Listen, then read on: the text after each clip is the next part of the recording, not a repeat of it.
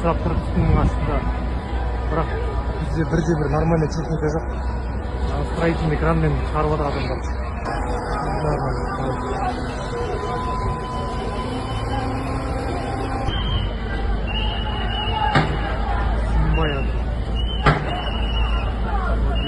Поднимают спасатели.